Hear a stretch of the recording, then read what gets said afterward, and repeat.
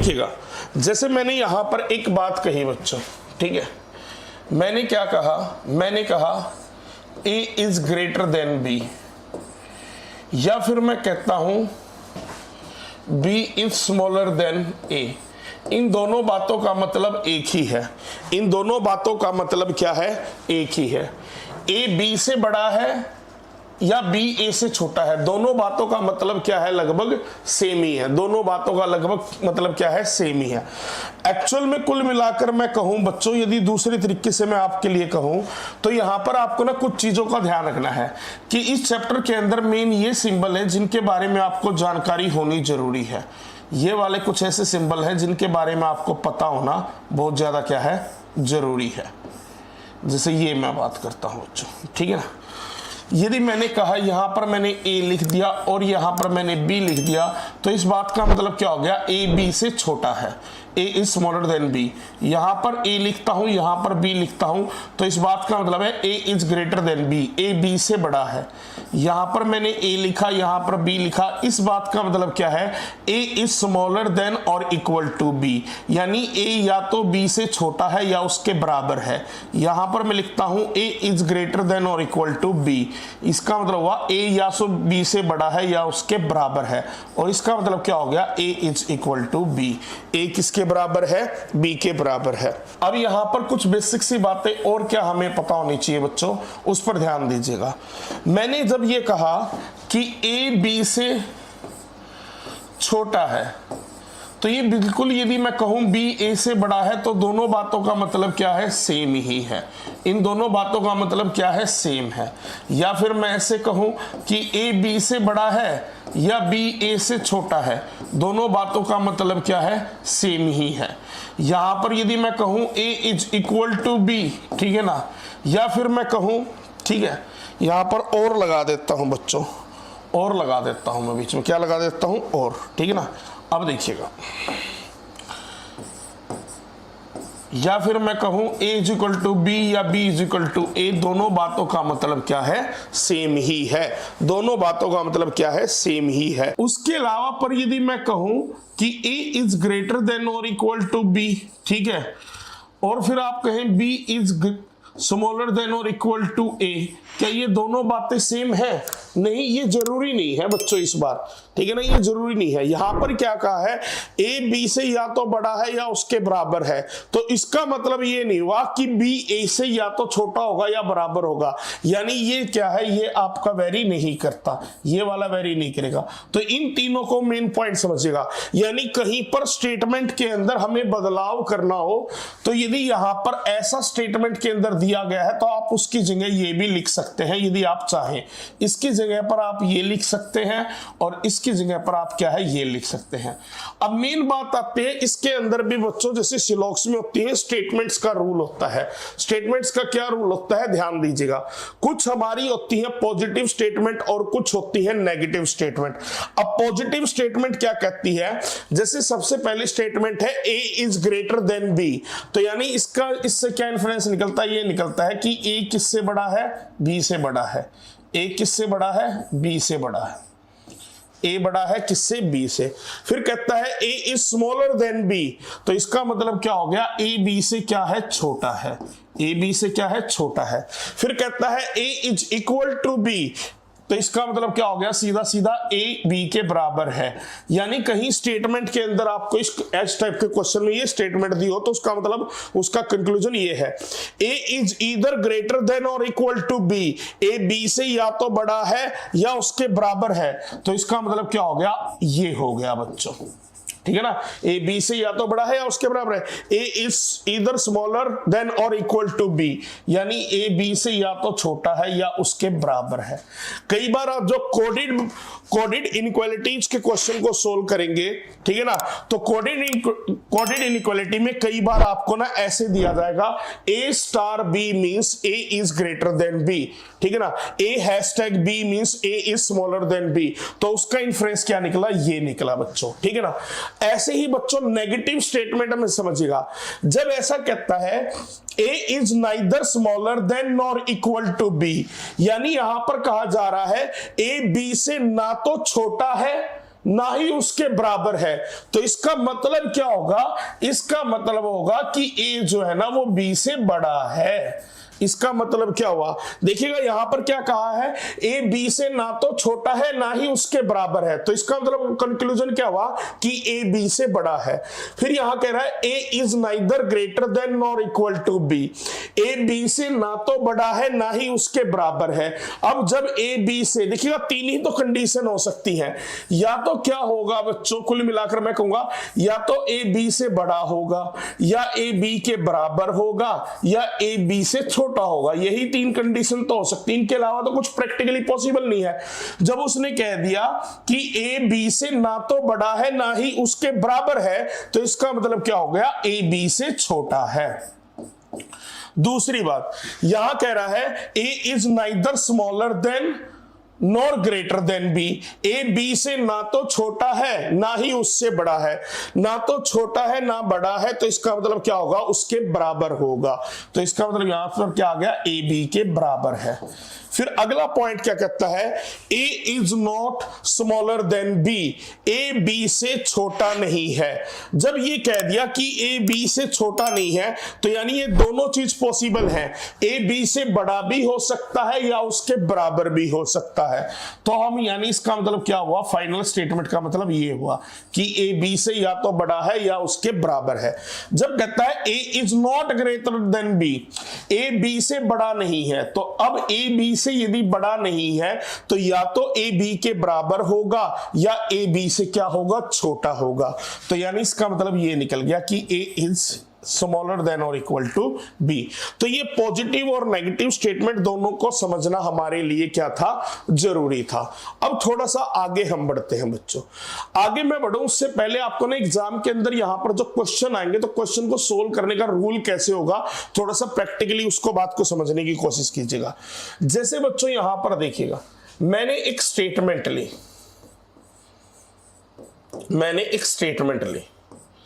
अब ये स्टेटमेंट क्या कह रही है बच्चों, इस बात को ध्यान से सुनना। स्टेटमेंट कह रही है कि A is equal to B, is equal to C, is equal to D, is equal to E और इज इक्वल टू एफ है। ठीक है ना, यानी यहां पर सीधा सीधा कहा गया है कि ये सारे क्या है, आपस में एक दूसरे के बराबर हैं। फिर यहां पर क्या है, कंक्लूजन दे दिया बच्चों, आपको क्या दे दिया, कंक्लूजन दे दिया। अब कंक्लूजन क्या दिया गया है, थोड़ा सा उस बात की गहराई को समझने की कोशिश कीजिएगा। पहला कंक्लूजन ये दे दिया, क्या दे दिया कि ए जो है ना वो ई के बराबर है। दूसरा कह दिया एफ जो है ना वो बी के बराबर है। तीसरा आपको कंक्लूजन कह दिया कि ए जो है ना वो ई से बड़ा है।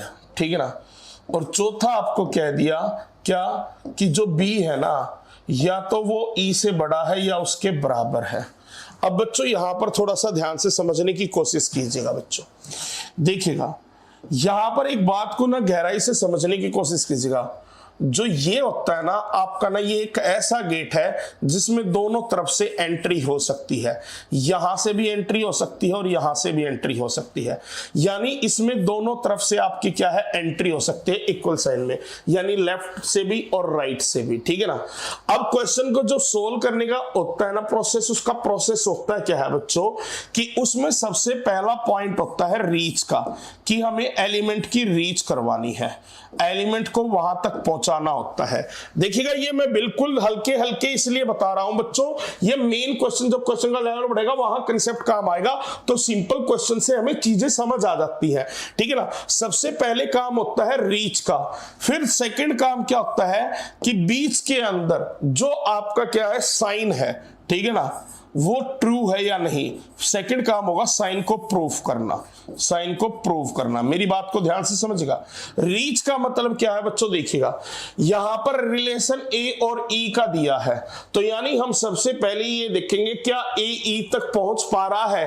तो आपने देखा यहां तो इक्वल का साइन है, दरवाजा खुला है, यहां भी दरवाजा खुला है, यहां भी दरवाजा खुला है, यहां भी दरवाजा खुला है, तो ए ई तक पहुंच चुका है। ठीक है ना, दूसरी बात अब हमें बीच में देखना साइन, क्या देखिएगा, इक्वल का साइन ना बच्चों, दो एलिमेंट के इक्वल का साइन ना हरदम ट्रू कब होता है, ट्रू कब होता है, याद रखिएगा बच्चों, ये केवल तभी ट्रू होता है, यानी दो एलिमेंट के बीच ये साइन दिया हो तो वो कंक्लूजन तभी ट्रू होगा जब सारे साइन किसके होंगे, इक्वल के होंगे, जब सारे साइन किसके होंगे, बीच में इक्वल के होंगे। यानी यदि ये स्टेटमेंट है a is equal to b, ये ट्रू कब होगा, जब बीच में सारे साइन इन बिटवीन, यानी बीच में सारे साइन किसके होंगे, इक्वल के होंगे। तो प्यारे बच्चों ध्यान दीजिएगा, a और e के बीच में सारे साइन इक्वल के हैं तो ये ट्रू है। इसी प्रकार b और f के बीच में ना रीच हो सकती है क्योंकि इक्वल का साइन है तो ये भी सही है। अब बात आ गई a e से बड़ा है। अब पहली बात है हम देखेंगे क्या a e तक पहुंच पा रहा है, तो प्यारे बच्चों a b तक गया, c तक गया, d तक गया, e तक गया, पर क्या e तक पहुंच पाया, नहीं पहुंच पाया।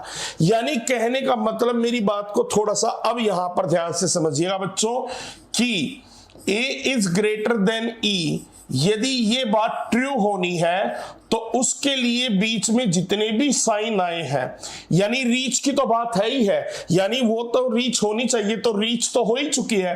बीच में जितने भी साइन आए हैं उन साइन में से एटलीस्ट एक साइन जो है ना, एटलीस्ट एक साइन किसका होना चाहिए प्यारे बच्चों, ये वाला साइन होना चाहिए बीच में। तो यहां a और e के बीच में क्या कोई ऐसा साइन आया है, नहीं आया, तो ये क्या हो गया, गलत हो गया, ये क्या हो गया, गलत हो गया। अब अगला क्वेश्चन लेंगे बच्चों, इसको अगले में समझाऊंगा, केवल ये तीन बात को समझिएगा बच्चों। जैसे मैंने यहां पर स्टेटमेंट ली, इस बार स्टेटमेंट मैंने क्या लिया, मैंने स्टेटमेंट लिया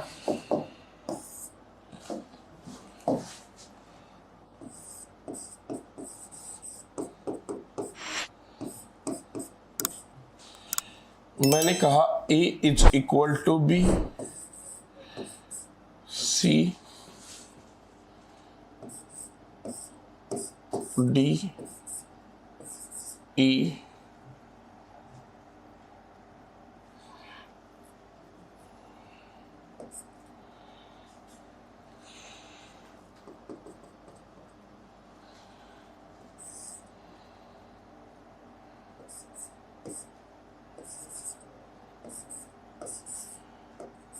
ये ले लिया बच्चों मैंने स्टेटमेंट, ठीक है ना, स्टेटमेंट मैंने ये ले लिया है।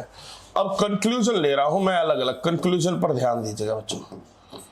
पहला कंक्लूजन तो मैंने क्या लिया, पहला कंक्लूजन मैंने लिया a b के बराबर, a is equal to d। दूसरा कंक्लूजन मैंने क्या लिया, दूसरा कंक्लूजन मैंने लिया बच्चों कि a is greater than d, a is greater than e, ठीक है ना। तीसरा कंक्लूजन मैंने लिया बच्चों, मैंने क्या लिया, ध्यान दीजिएगा कि c is smaller then f, ठीक है। चौथा कंक्लूजन मैंने क्या लिया बच्चों, चौथा कंक्लूजन मैंने जो लिया वो देखा मैंने b इज स्मॉलर देन और इक्वल टू d।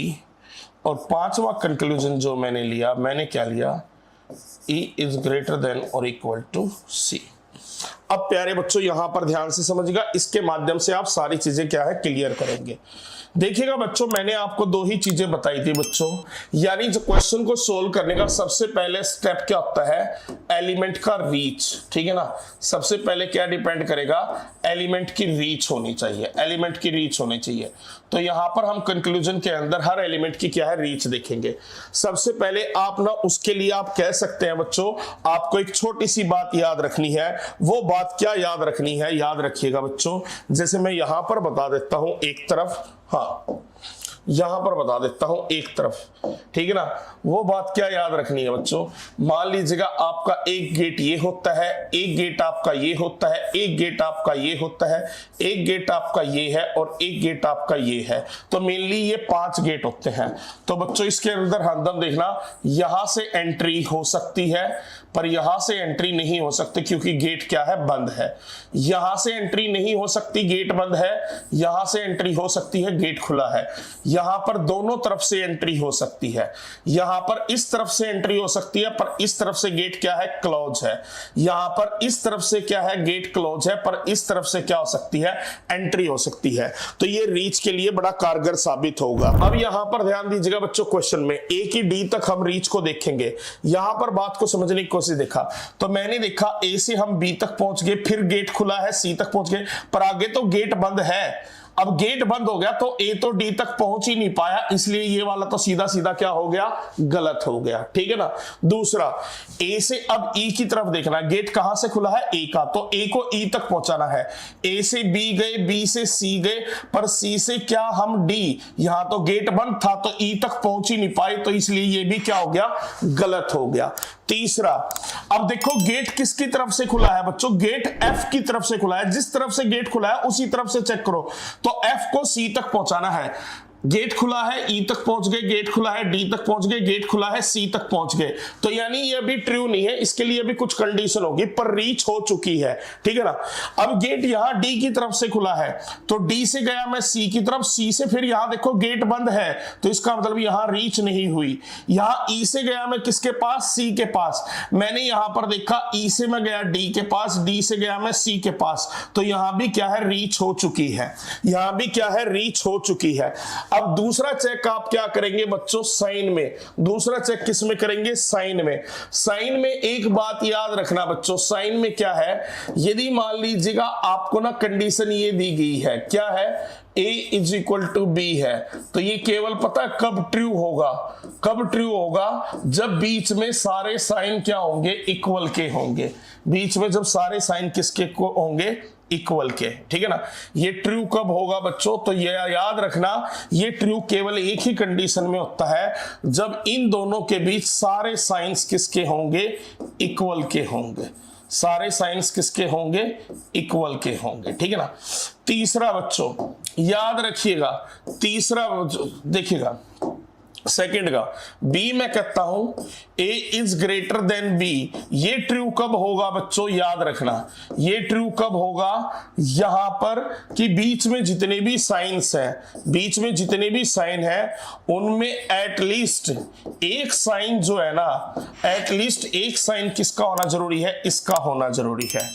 तीसरी कंडीशन बच्चों, तीसरी कंडीशन क्या है बच्चों, तीसरी कंडीशन को समझिएगा, ए इज ग्रेटर देन और इक्वल टू बी, ये ट्रू कब होगा, ये ट्रू कब होगा बच्चों, ये ट्रू जब होगा जब आपके बीच में सारे साइन, ठीक है ना, सारे साइन किसके होंगे, आपके सारे साइंस आपके किसके होंगे, ग्रेटर देन और इक्वल के होंगे। सारे साइन किसके होंगे, ग्रेटर देन और इक्वल के होंगे। साथ ही साथ बच्चों एक बात याद रखना, वो बात क्या याद रखना, कि जो इक्वल का साइन है उसका किसी पर भी कोई इफेक्ट नहीं होता। इक्वल का जो हमारा साइन होता है उसका कहीं पर भी कोई इफेक्ट नहीं होता। ठीक है ना बच्चों, कोई इफेक्ट नहीं होता। यानी ऑल साइंस ग्रेटर देन और इक्वल के हैं, या उसके साथ में यदि इक्वल का साइन है तो उसका उसके ऊपर कोई इफेक्ट नहीं होगा। जैसे ए इज ग्रेटर देन और इक्वल टू बी है, बीच में सारे साइन यदि इसके हैं पर उनमें से एक साइन ये है तो उससे उसके ऊपर कोई इफेक्ट नहीं पड़ेगा, इक्वल के साइन का कोई इफेक्ट नहीं पड़ता है, ये बात याद रखिएगा। अब जैसे यहां पर है बच्चों, यहां पर हमने देखा एफ से लेकर सी तक है। अब एक बात याद रखना बच्चों, ये ए इज ग्रेटर देन बी है तो इसको मैं क्रॉसपोंडेंस में बी इज स्मॉलर देन ए, वो भी तो बात क्या होगी, सेम होगी। वो बात क्या होगी, सेम होगी। B is smaller than A, same होगी। ऐसे ही इसमें बच्चों, इसके अंदर तो यही वाली चीज पड़ेगी, पर इसमें क्या है आपका सेम ही कंडीशन होगी, ये बात याद रखना। क्लियर है बच्चों। अब दूसरी बात यहां ध्यान दीजिएगा, एफ से सी तक तो रीच तो हो ही चुकी थी, एफ और सी के बीच में क्या कोई ये वाला साइन है, तो आपने देखा एफ और सी के बीच में एक साइन ऐसा आ रहा है, तो इसलिए ये क्या होगा, सही होगा। इसलिए ये क्या होगा, सही होगा। इन दोनों के बीच में क्या सारे साइन ऐसे ही हैं, तो ई और सी के बीच में ये सारे साइन ऐसे ही है। क्योंकि आप बच्चों देखिएगा, मेरी बात को ध्यान से समझिएगा, आप इसको इस तरफ से लेकर चल रहे हैं, इसको आप ऐसा भी लिख सकते हैं, ये दोनों बात बराबर हैं। इसको आप ऐसा लिख सकते हैं प्यारे बच्चों, जैसे मैंने ये कहा, इसको आप ये भी लिख सकते हैं, ये बात बिल्कुल क्या है, सेम है। इसको आप ऐसे लिख सकते हैं, इस बात को समझिएगा। जैसे स्टार्टिंग में मैंने कंफ्यूजन के लिए नहीं बताया, पर जब आपको शुरू में एक चीज बात बताई थी बच्चों, तो उसको मैंने कंफ्यूजन के लिए नहीं बताया क्योंकि आप लोगों के माइंड में थोड़ा सा डाउट ना हो। पर मैं आपको एक बात बता देता हूं बच्चों, कहना चाहूंगा कि यदि मान लीजिएगा ये वाली बात है या ये बात है, ये भी दोनों बात क्या है आपकी सेम ही है। ये दोनों बात क्या है, सेम है। साथ ही साथ ये वाली बात या मैं कहूं ये वाली बात, ये दोनों बात क्या है आपकी सेम है। ये दोनों बात क्या है आपकी सेम है। तो आप देख पा रहे हैं यहां पर, इसका मतलब क्या हुआ कि जो ये वाला कंक्लूजन है ये भी आपका क्या होगा, सही होगा। ये क्या होगा, सही होगा। अब बच्चों एक बात बताओ, ये वाली चीज समझ में आ गई, यस और नो? अच्छे से बताना बच्चों, गेट की एंट्री चेक करनी है और कुछ चेक नहीं करना बच्चों। प्यारे बच्चों, वीडियो यदि आप सभी को पसंद आ रहा है तो साथ ही साथ अपने आने वाले एग्जाम की प्रैक्टिस को और मजबूत करने के लिए आप रीजनिंग के ये प्रैक्टिस सेट खरीद सकते हैं। ये स्पेशली एसएससी जीडी एग्जाम के लिए बनाए गए हैं और जो प्रैक्टिस सेट है ना वो चैप्टर वाइज है और प्रीवियस ईयर के 2019 से लेकर 2025 तक के जितने भी इंपॉर्टेंट क्वेश्चन है वो सभी क्वेश्चन इसके अंदर इंक्लूड किए हैं। और साथ ही साथ एसएससी के जो नए टाइप के क्वेश्चन है ना वो भी मैंने इसके अंदर क्या है, डाल दी है। बुक जो है दोनों ही लैंग्वेज के अंदर अवेलेबल है। जिसको हिंदी में परचेज करनी है वो हिंदी में परचेज करे और जिसको इंग्लिश में परचेज करनी है वो इंग्लिश में परचेज करे। और विश्वास कीजिएगा, जो आपका आने वाला एसएससी जीडी का एग्जाम है उसमें रीजनिंग सेक्शन का कोई भी क्वेश्चन इस बुक से बाहर देखने को नहीं मिलेगा। देखिएगा क्वेश्चन है, जैसे पहला यहां पर क्वेश्चन इनमें से बताना कौन कौन सा कंक्लूजन सही है। तो हमें पहले बी को कहां तक पहुंचाना है, एच तक पहुंचाना है। बी से मैं ए आ गया, ए से एफ आ गया और एच तक पहुंच गया और बीच में हमें ये वाला साइन भी मिल गया। तो इसका मतलब ये कंक्लूजन क्या है, सही है। देखिएगा बिल्कुल सेकंड में क्वेश्चन का आंसर आएगा बच्चों। सेकंड के अंदर जैसे एक्स को एफ तक पहुंचाना है, हमने एक्स से टी चले गए, जेड चले गए, के चले गए, एच चले गए, एफ चले गए। पहुंच तो गया मैं, पर बीच में क्या सारे साइन ऐसे आ रहे हैं? तो बीच में बच्चों ये वाला तो ठीक है, ये भी ठीक है, इक्वल का ये भी ठीक है, पर बीच में एक जगह ग्रेटर का साइन आ गया। सारे साइन या तो ये होने चाहिए थे या ये होने चाहिए थे, इसलिए ये तो क्या हो गया, गलत हो गया। अब तीसरा है टी को एफ तक पहुंचाना है, तो टी से जेड गया, जेड से के गया, एच गया और एफ गया, पहुंच गया और बीच में आपका एक जगह पर ये वाला साइन भी आ चुका है। तो इसका मतलब ये कंक्लूजन क्या है, सही है। देखिएगा इसको हम आप ऐसे भी लिख सकते हैं क्रॉस चेक करने के लिए, इसको आप ऐसे भी लिख सकते हैं, ठीक है ना बच्चों। तो क्वेश्चन का आंसर क्या हो गया, पहला और तीसरा दोनों सही है। पहला और तीसरा दोनों ही क्या है, सही है, ठीक है ना। चलेगा, अब अगला क्वेश्चन है बच्चों, इसमें बताओ, आप लोग चेक करके बताएं। अब इसके लिए तो कॉपी पेन की भी जरूरत नहीं है बच्चों, देखकर ही बता दो। देखिएगा ए को जे तक देखिएगा, ए से डी गया, डी से जी गया, जी से एच गया, पर यहां तो गेट क्या है, क्लोज है। तो इसका मतलब ए से जे तक पहुंच ही नहीं पाया, बात खत्म। यानी इसको आप क्या भी लिख सकते हैं, इसको तो आप ये भी तो लिख सकते हैं ना, D is greater than K। तो D को K तक पहुंचाना, D से G गया, H गया, K तक पहुंचा ही नहीं, गेट क्या है, क्लोज है। तो अपोजिट सिंबल आ गए, यानी कि दोनों के दोनों क्या है, गलत है। वेरी गुड बच्चों, बहुत बेहतरीन। अगला क्वेश्चन, चलिएगा इसका भी आंसर कमेंट करें हम जल्दी से बच्चों। ज्यादा कुछ समझाने का है ही नहीं बच्चों, जो मेन कंसेप्ट तो आपको बता दिया है। अब मेन बात आएगी कॉम्प्लीमेंट्री पेयर की और कोडेड इनइक्वालिटीज। क्वेश्चन नंबर 3, इसका राइट आंसर क्या होगा? बीच में ध्यान रखना बच्चों, कोमा है बीच के अंदर, क्या है, कोमा है। जब कोमा हो तो दोनों का कॉमन एलिमेंट देख लो, दोनों का कॉमन एलिमेंट क्या है, m है। दो अलग अलग स्टेटमेंट है, दो अलग अलग स्टेटमेंट है, पर दोनों का कॉमन एलिमेंट क्या है, m है। तो सबसे पहले r को s तक पहुंचाना है। r से मैं v गया, v से W गया, M गया और M से S में पहुंच भी गया, पर क्या कहीं पर बीच में ग्रेटर देन का साइन आया? तो मैंने देखा यहां तो नहीं है, यहां नहीं है, पर यहां मुझे मिल गया। तो इसका मतलब पहले वाला क्या है, सही है। दूसरा, दूसरे वाले को मैं ये भी तो लिख सकता हूं, बात क्या है, बराबर ही है। तो V को X तक पहुंचाना है, V को X तक पहुंचाना है, तो V से गया मैं W के पास, W से गया M के पास और M से मैं X तक पहुंच गया हूं, ठीक है ना। और बीच में में एक जगह पर ग्रेटर देन का साइन भी आ चुका है, तो इसका मतलब दूसरा भी क्या है, सही है। तो क्वेश्चन का आंसर क्या बनेगा, बोथ 1 and 2। देखिएगा आर से वी के गया, वी से डब्ल्यू गया, एम गया और मैं क्या है एम से एस भी पहुंच गया, बीच में ग्रेटर देन का साइन आ तो गया था, वो एक साइन ही तो आना चाहिए और तो कुछ है ही नहीं बच्चों। कुछ डाउट है तो अब भी बता दो, नहीं तो मैंने शायद ऐसा तो कुछ है नहीं कि आपको नहीं, जब आपने पूरा वीडियो देखा होगा तो बड़ा सिंप्लीफाई कर दिया है मैंने। अब अगला देखना बच्चों, अगले क्वेश्चन के आंसर, हमें एस को आर तक पहुंचाना है। तो देखिएगा मैं यहां से एस के पास गया, पी के पास, पी से पहुंच गया जेड के पास, जेड से मैं ए के पास भी पहुंच गया, ए से आर के पास भी पहुंच गया, बीच में सारी जगह क्या है, दरवाजे खुले थे। साथ ही साथ में बीच में मुझे ग्रेटर देन का साइन मिल गया, एक बार कम से कम मिलना चाहिए, 2-3 बार मिल जाए उससे कोई फर्क नहीं पड़ता, तो एक बार मिल चुका तो इसलिए पहले वाला तो क्या हो गया, सही हो गया। अब इसको मैं ये भी तो लिख सकता हूं, तो के को मुझे पहुंचाना है पी तक, तो के से देखिएगा मैं, तो बीच में रिलेशन क्या है, तो मुझे के से जाना था जेड के पास और जेड से होते हुए मुझे किसके पास आना था, पी के पास आना था, पर मैं के से जेड तक पहुंच ही नहीं पाया क्योंकि यहां पर दरवाजा क्या है, बंद है, एंट्री नहीं हो सकती, तो मैं तो के को पी तक लेकर ही नहीं पहुंच पाया, तो ये प्रूफ नहीं हुआ। तो यानी क्वेश्चन का जो आंसर है वो क्या होगा, ओनली फर्स्ट फॉलोज। चलेगा बच्चों, ये वाला 4th क्वेश्चन आपका हो ही चुका है। अब हम बढ़ते हैं 5th क्वेश्चन की ओर। इसका आंसर जल्दी से कमेंट करें प्यारे बच्चों, जल्दी से कमेंट करें, फिर कॉम्प्लीमेंट्री पेयर की बात करेंगे हम। अगला बच्चों, अब देखने कॉम्प्लीमेंट्री पेयर की बात करते हैं। अब कॉम्प्लीमेंट्री पेयर क्या होता है, थोड़ा इसको समझने की कोशिश कीजिएगा बच्चों, ठीक है ना।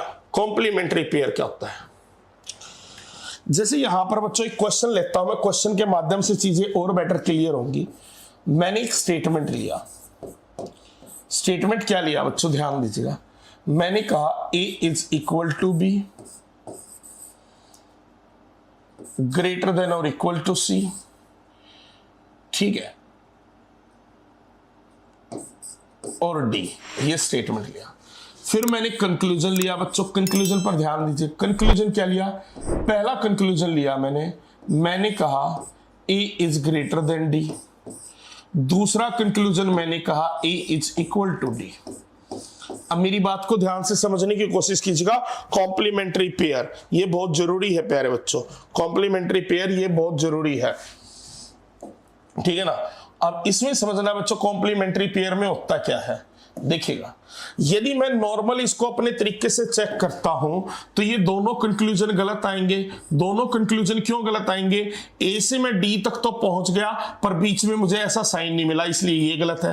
ए से मैं डी तक तो पहुंच गया पर बीच में सारे साइन इक्वल के नहीं है, तो ये दोनों कंक्लूजन क्या है, गलत है। तो कॉम्प्लीमेंट्री पेयर के रूल क्या होते हैं बच्चों, ध्यान देना। कॉम्प्लीमेंट्री पेयर के 2 रूल क्या होते हैं कि कोई 2 कंक्लूजन ऐसे, पहला कंडीशन क्या होती है, कोई 2 कंक्लूजन ऐसे जिनके एलिमेंट्स क्या हो, सेम हो, जिनके एलिमेंट्स क्या हो, सेम हो, ठीक है ना। और दूसरी बात बच्चों, दूसरी कंडीशन क्या, बोथ कंक्लूजन्स आर फॉल्स, दोनों के दोनों कंक्लूजन क्या हो, बोथ कंक्लूजन्स आर फॉल्स, दोनों के दोनों कंक्लूजन क्या हो, गलत हो, दोनों के दोनों कंक्लूजन क्या हो, गलत हो। तो यानी प्रैक्टिकली वो दोनों एक साथ गलत नहीं हो सकते, तो उनमें क्या बनता है, आइदर और केस बनता है। क्या बनता है, आइदर और केस बनता है। क्या बनता है, या तो बनेगा आइदर और केस या आपका बनेगा नाइदर नॉर केस। क्या बनेगा, आइदर और केस और या नाइदर नॉर केस। अब आइदर और केस और नाइदर नॉर केस बनेगा कैसे बच्चों, उस कंडीशन के लिए भी आपको कुछ बात सीखनी जरूरी है। उसके लिए सीखना क्या जरूरी है बच्चों, ध्यान दीजिएगा। देखिएगा ये यहां पर एक बात कह रहा है क्या, जब देखिएगा खाली मैं इसी का बता रहा हूं बच्चों, ठीक है ना, पहला बता रहा हूं बच्चों, पहला कॉम्प्लीमेंट्री पेयर का रूल क्या, जब एक एलिमेंट है कि ए इज ग्रेटर देन बी, ठीक है, एक कंक्लूजन, और दूसरा कंक्लूजन है A is equal to B, ठीक है ना। तो यहां पर आपने क्या देखा कि यदि ये बोथ आर फॉल्स है, दोनों के दोनों गलत हैं, जैसा कि आप इस क्वेश्चन में देख सकते हैं, तो दोनों के दोनों क्या है, गलत है। बट यदि इनके बीच में ये वाली कंडीशन क्या है, ट्रू है, ये वाली कंडीशन क्या है, ट्रू है, तो इसका मतलब इसमें क्या बनेगा, आइदर और केस बनेगा। इसमें क्या बनेगा, आइदर और केस बनेगा। मेरी बात को गहराई से समझने की कोशिश कीजिएगा प्यारे बच्चों, ठीक है ना। यानी अब क्या बनेगा, आइदर और केस बनेगा, ठीक है ना। आप कहेंगे सर कैसे बनेगा आइदर और केस, थोड़ा सा बताएं। देखिएगा, जब मैंने देखा ये दोनों गलत है तो मुझे ये चेक करना है क्या ये सही है या गलत है। अब मैं एक अपनी तरफ से कंक्लूजन मान लेता हूं और इन दोनों स्टेटमेंट, इस स्टेटमेंट में देखता हूं ये ट्रू है या फॉल्स है, ठीक है ना। ए इज ग्रेटर देन डी है, डी है, तो ए से डी तक पहुंचा, बीच में सारे साइन इसके हैं और इक्वल वाले का कोई असर नहीं पड़ता, तो इसका मतलब ये ट्रू है।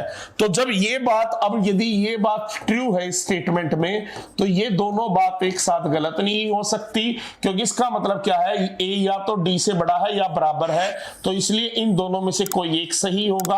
तो आइदर फर्स्ट और सेकंड, यानी क्या बनेगा, ये आंसर बनेगा। पहले तो कंक्लूजन को चेक करेंगे हम, P को H तक पहुंचाना है, तो P देखना इन दोनों में जो कॉमन है, इस बार कॉमन क्या है बच्चों, तो दोनों में जो कॉमन है वो क्या कॉमन है, B कॉमन है। दोनों में कॉमन क्या है, B है, तो B हमारा जरिया रहेगा स्टेटमेंट में। तो मैंने यहां से देखा बच्चों, मैं P से K के पास गया, K से B के पास गया, पर B से मैं H के पास जा ही नहीं पाया क्योंकि बीच में दरवाजा यहां पर बंद है। ठीक है सर, मैंने ये बात मान ली, ठीक है। दूसरा, अब यानी ये वाला तो केस मैंने आपको बता दिया था, मैं एक और केस आपको बता रहा हूं। दूसरा देखो, H को पहुंचाना है कहां तक, E तक पहुंचाना है, तो H से मैं G गया, G से T गया, T से B गया, B से मैं गया D के पास, पर यहां तो दरवाजा बंद था, तो इसका मतलब E तक नहीं पहुंच पाया, तो ये भी बात क्या है, गलत है। अब तीसरा बच्चों प्रैक्टिकली देखना, तीसरा क्या है, H को P तक पहुंचाना है, तो मैं H से गया G के पास, G से गया T के पास, T से गया B के पास, B से K, पर K से P तक नहीं पहुंच पाया, दरवाजा क्या था, बंद था, तो ये भी क्या है, गलत है। तो यहां पर क्या है, तीनों के तीनों क्या है, गलत है। अब एक बात देखना, कॉम्प्लीमेंट्री पेयर बनेगा कैसे, यहां पर दोनों के एलिमेंट्स क्या है, सेम है, और दोनों कंक्लूजन क्या है, गलत है, तो दोनों एक साथ गलत नहीं हो सकते।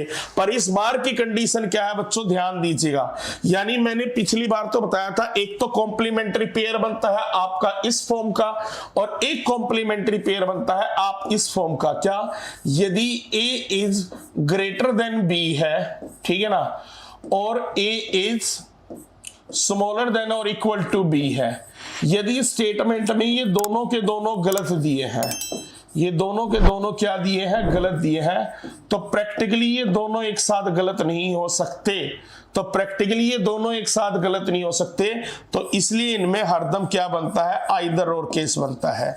इनमें हरदम क्या बनता है, आइदर और केस। आप कहेंगे सर कैसे, ठीक है ना। देखिएगा, ये इसकी तरह नहीं है कि आपको कंडीशन चेक करनी है, यहां तो A इज ग्रेटर देन और इक्वल टू B की कंडीशन चेक करनी है, पर मेरी बात को ध्यान से समझिएगा। A is greater than B का मतलब क्या हो गया कि A B से बड़ा है। A इज स्मॉलर देन और इक्वल का मतलब क्या हो गया कि A B से या तो छोटा है या उसके बराबर है। तो प्रैक्टिकली बात बताओ बच्चों, क्या ये तीनों बात एक साथ गलत हो सकती है?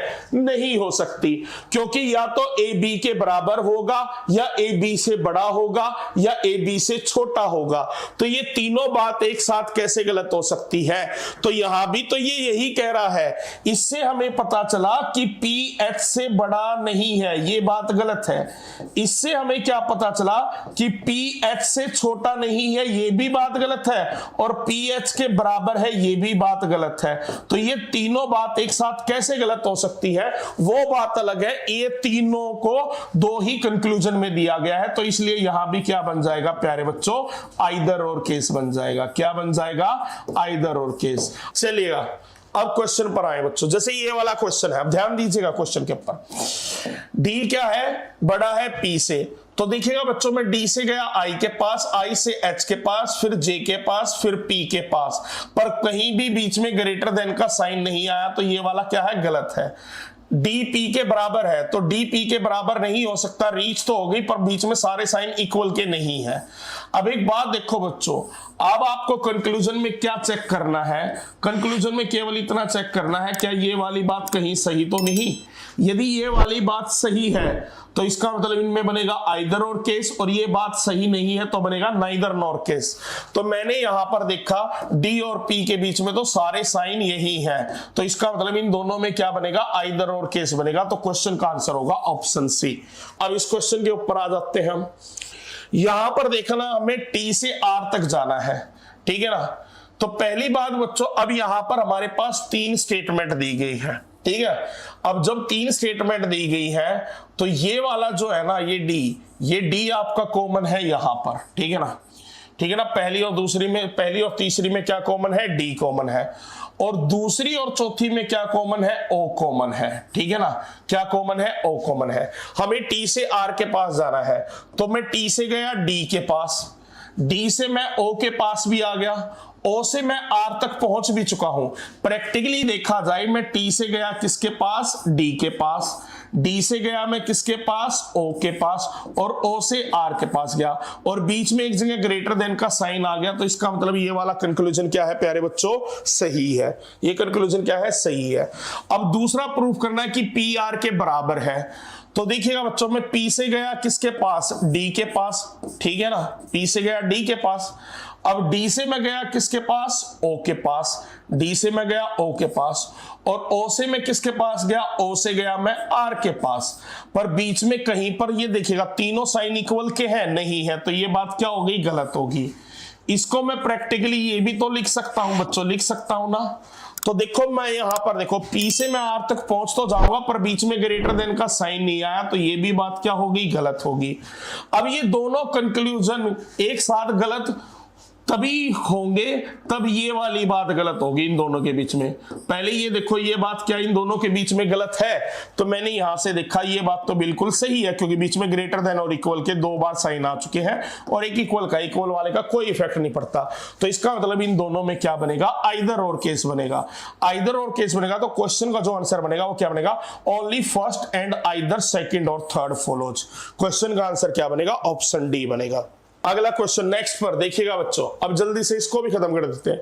टी एल से बड़ा है, तो देखना बच्चों, टी से मैं देखना यहां पर आर कॉमन है दोनों में, तो मैं देखिएगा टी से गया आर के पास, आर से मैं एल के पास जा ही नहीं पाया क्योंकि दरवाजा बंद था, तो यानी ये वाला क्या हो गया, गलत हो गया। दूसरा है पी को एफ तक लेकर जाना है, तो यहां पर देखना बच्चों, यहां पर कॉमन क्या है, इन दोनों में एस कॉमन है, तो पी से गया मैं किसके पास, आर के पास, आर से गया मैं किसके पास, एस के पास जाता, पर यहां तो दरवाजा क्या है, बंद है, क्योंकि एस से रास्ता मिलता मुझे किसका, ओ का, और ओ से मैं जाता एफ के पास जाता, पर यहीं पर ऑलरेडी क्या है, दरवाजा बंद हो चुका है, तो इसका मतलब ये वाला क्या है, गलत है। अगले वाला भी 100% गलत होगा। गलत क्यों होगा प्यारे बच्चों, क्योंकि आप एफ को पी तक पहुंचा ही नहीं पाओगे, क्योंकि यहां पर देखो बच्चों, बीच में अपोजिट सिंबल आ चुके हैं, अपोजिट सिंबल आ चुके हैं, तो एफ तो पी तक पहुंच ही नहीं पाएगा। अब प्रैक्टिकली यदि मैं कहूं, ये है आपका P is greater than F, और ये है आपका P इज स्मॉलर देन और F, तो बच्चों ये दोनों बात एक साथ प्रैक्टिकली वैसे भी गलत नहीं हो सकती, तो इन दोनों में क्या बनेगा, आइदर और केस बनेगा। तो क्वेश्चन का आंसर क्या होगा, ऑप्शन ए। चलिएगा एक और क्वेश्चन, फिर कोडेड इनइक्वालिटीज पर आएंगे। यहां पर E को K से बड़ा प्रूफ करना है हमें, ठीक है ना। तो देखेंगे हम, यदि देखते हैं बच्चों, तो इन E F G H J K L M J F, तो यहां पर F के साथ F कॉमन है, यहां J के साथ J कॉमन है, ठीक है। तो E से K तक जाना है, तो E से गया मैं किसके पास, F के पास, F से गया मैं किसके पास, J के पास, J से मैं K तक पहुंच चुका हूं, और बीच में ग्रेटर देन का साइन भी आ चुका है, तो इसका मतलब ये क्या है, बिल्कुल सही है। अब दूसरा है K से जाना है हमें किसके पास, G के पास, K से G के पास जाना है, तो देखिएगा K से मैं किसके पास पहुंच गया, J के पास पहुंच गया। J से मैं किसके पास जाऊंगा, पहले F के पास जाऊंगा, पर F के पास जाता, और F से होते हुए ही तो मैं किसके पास पहुंचता, G के पास पहुंचता। पर समस्या क्या आ गई, K से जब मैं G के पास जा रहा था तो बीच में दरवाजा क्या है, बंद है, तो रीच तो हमारी हो ही नहीं पाई, और G से जाना है अब हमें किसके पास, K के पास। इसको ध्यान से देखना, तो G से मैं पहुंच गया F के पास, J के पास, K तक पहुंच गया, पर बीच में ये वाला साइन नहीं आया, तो ये भी क्या हो गया, गलत गलत हो गया, ये भी क्या हो गया, गलत हो गया। अब एक बात बताओ, क्या यहां पर ये बात प्रूफ हो रही है कि G इज ग्रेटर देन और इक्वल टू K? तो देखते हैं बच्चों, देखिएगा G से F गए, J गए और K गए, और बीच में ग्रेटर देन और इक्वल के ही साइन आ रहा है क्योंकि एक इक्वल का रहा है, तो इन दोनों में क्या बन जाएगा, कॉम्प्लीमेंट्री पेयर। तो क्वेश्चन का आंसर ऑप्शन डी हो जाएगा। क्वेश्चन का आंसर क्या हो जाएगा, ऑप्शन डी। अब बच्चों कोडेड इनइक्वालिटीज, कोडेड इनइक्वालिटीज का मतलब मैंने आपको बताया था, जैसे स्टेटमेंट यदि दी हो कि A स्टार B, इस बात का मतलब है A is greater than B, A is greater than B, तो इसका मतलब क्या हो गया, आप क्या कहेंगे, ये हो गया आपका ये, यानी कुल मिलाकर कंक्लूजन क्या निकला कि स्टार का मतलब जो है ना वो ये वाला साइन है। ठीक है ना बच्चों, या नेगेटिव में भी दे सकता है। नेगेटिव में कैसे दे सकता है, यदि वो कहे A at the rate B, इस बात का मतलब है A is neither smaller nor equal to B, A B से ना तो बड़ा है ना ही छोटा है।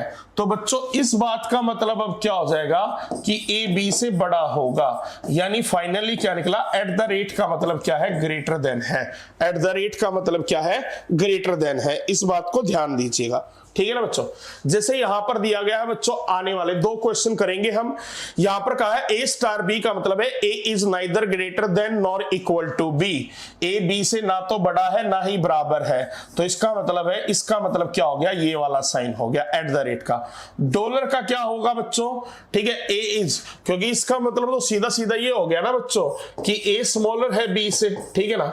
दूसरा है A dollar B, A is neither smaller than nor equal to B, A B से ना तो छोटा है ना उसके बराबर है, यानी A B से क्या है, बड़ा है। तो इसका मतलब क्या हो गया, डॉलर साइन का मतलब है बच्चों ये वाला साइन। ठीक है ना, A hashtag B, A hashtag B का मतलब क्या है, A is not smaller then B, तो इसका मतलब क्या होगा, A इज ग्रेटर देन और इक्वल टू B।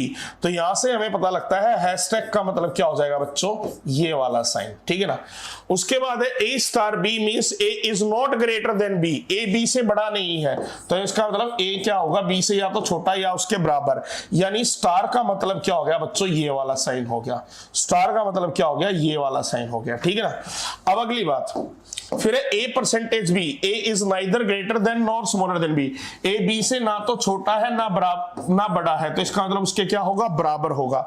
तो यानी परसेंटेज का जो मतलब है वो क्या होगा, इक्वल होगा। बस इसी के अकॉर्डिंग क्वेश्चन अब सोल्व करने हैं, कोड्स पुट करने हैं।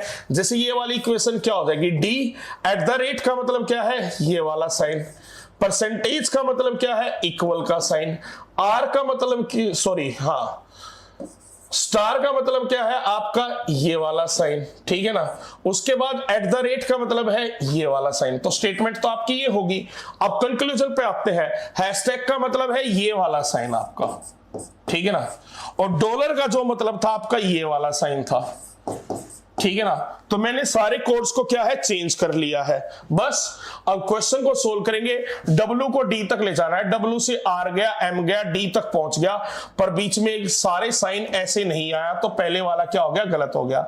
A को D तक ले जाना है, A से W गया, R गया, M गया, D तक मैं पहुंच गया, और बीच में एक जगह ग्रेटर देन का साइन आ गया, यानी क्वेश्चन का आंसर हो गया ओनली सेकंड इज ट्रू। आखिरी क्वेश्चन हम लेते हैं।